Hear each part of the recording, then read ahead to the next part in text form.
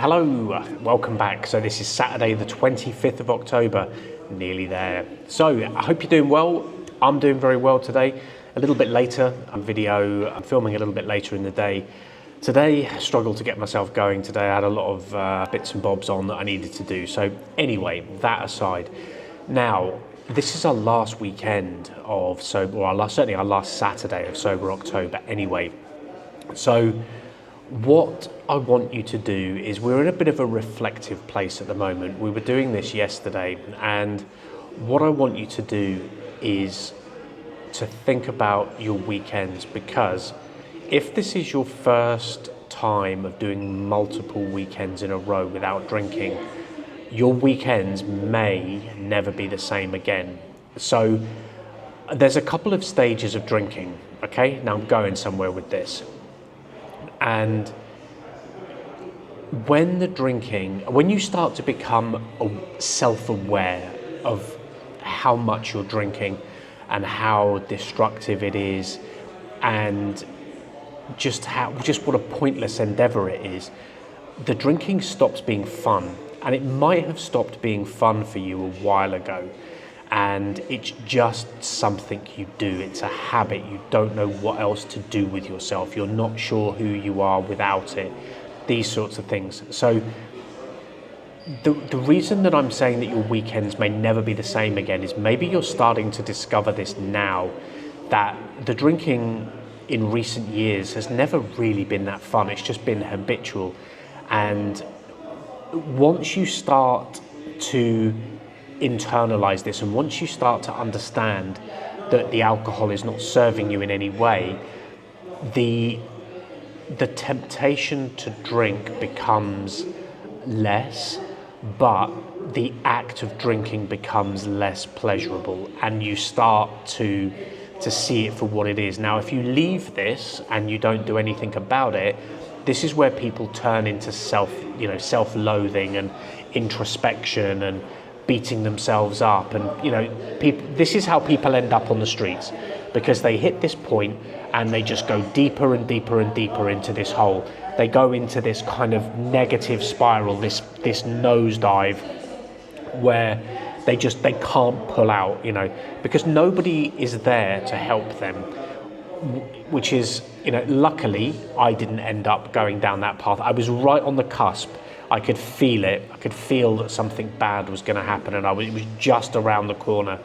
Thank God that I managed to kind of get a handle on it when I did. I had somebody there that was able to help me in that difficult moment, that transitionary period. And that's what I want to be for you guys. That's why I make these videos. That's why I've got this program. That's why, if you want to work with me, you totally can. We will have you free from alcohol in 3 months, and you'll see results in 24 hours, 48 hours. But anyway, what I was talking about is the fact that drinking is no longer as pleasurable as it once was. Because if we think back to when we were younger, we would go out, have fun, we would go drinking, there would be stories, it would be fun, because drinking was a very carefree activity and it wasn't this cumulative, destructive force. But now we're older, we've got a career, mortgage, car payments, wife, kids, family, even if you don't have any of those things, you still have life's pressures kind of weighing on you. And alcohol is just causing everything to be 1,000 times worse. And the drinking is no longer about feeling good. It's about, not feeling bad, or it's to feel normal. So you can see that it's a really destructive habit, but you continue to do it.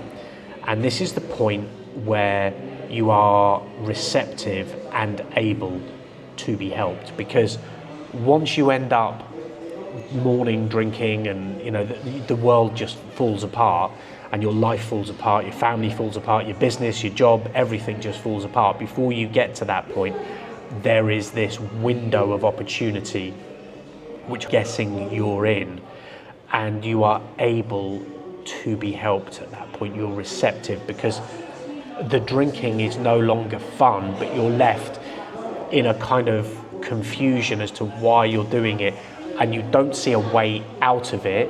You don't know who you are without the alcohol. You think you won't be fun. You think you will lose friends. You don't know what your life looks without it, because you're used to going out on a Friday night with the guys, and the guys will think that I'm a loser. The guys will think, a loser for not drinking, or they'll think I'm, weak, or whatever the word is. Maybe you do it on a Saturday with the guys. I don't know.